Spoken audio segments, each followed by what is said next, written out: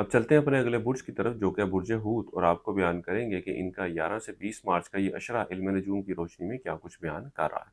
वो अफराद जो 19 फरवरी से 20 मार्च के अशरे के दौरान पैदा हुए हैं वो बुर्ज हूत के तहत आते हैं। इसके अलावा वो अफराद जिनको अपनी तरीक़े पैदाइश मालूम ना हो मगर उनका नाम दाल चे से शुरू होता है तो भी बुर्ज हूत के तहत आते हैं। इस अरसे के आगाज़ से ही बुर्ज हूत वाले अफराद अपनी सेहत के मामलात के हवाले से खासे फिक्रमंद रहेंगे, और अल्लाह के फजल करम से वैसे ओवरऑल इनकी सेहत जो है अच्छी और बेहतर रहेगी। बहरहाल वो अफराद जो मुस्तकिल बीमारी का शिकार हैं, इनको चाहिए कि अपनी सेहत के मामलात के हवाले से एहतियात बरतें। लेकिन ज़्यादा फ़िक्रमंद बात ये है कि आप लोग इन सेहत में थोड़ी बहुत ख़राबी को भी अपने ज़हन पर सवार करते नज़र आ रहे हैं और अपने लिए परेशानी खुद पैदा करते नज़र आते हैं।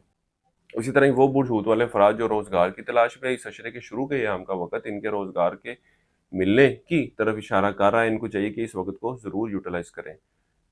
ओवरऑल इस अशरे के वक़्त के दौरान बुर्ज हूत वालों को माली मामलात के हवाले से कुछ मुश्किलात का सामना रहेगा। ख़ास तौर पर इस अशरे की 16 से 20 मार्च के वक़्त के दौरान इनके मामलात जो है वो मज़ीद उलझने इख्तियार करते नज़र आ रहे हैं। इसके अलावा एक अच्छी बात ये देखने में आएगी कि ज़िंदगी के मामलात को बेहतर करने के हवाले से ये लोग फ़िक्रमंद भी रहेंगे और कोशिशें भी करते नज़र आते हैं, और दूसरी तरफ अपने गैर ज़रूरी अखराजात को कम करने के हवाले से भी कोशिशें करते नज़र आते हैं।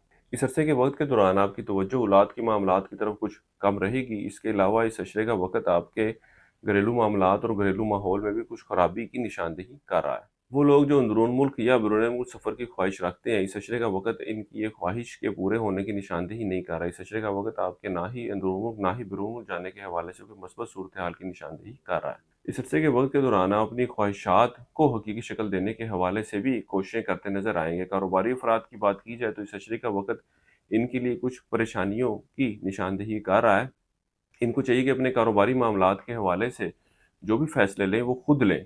दूसरों के फ़ैसलों पर, दूसरों की राय पर टोटली इत्तेफ़ाक करना इनके लिए इतना कोई फ़ीज़िबल ना रहेगा। इस अरसे के वक़्त के दौरान आप अपने ननिहाली रिश्तेदारों के साथ अच्छे और बेहतर ताल्लुकात कायम करते नज़र आएँगे। पिछले कुछ अरसे में कोई चीज़ गुम हुई थी या चोरी हुई थी और वापसी के लिए आप कोशा थे, तो इस अशरे के दौरान वो चीज़, वो अशिया आपको वापस मिलती नज़र आ रही है। वो अफ़राद जो ज़ाती मामलात के हवाले से मुशावरत चाहते हैं, वो हमारे स्क्रीन पर दिए गए नंबर पर राब्ता कर सकते हैं। अपने ख्वाहिश हमें अरसाल करें, इंशाअल्लाह ताला आपकी ज़ायचे की रोशनी में और रूहानी मामलात के हवाले से बेहतर रहनुमाई कर दी जाएगी।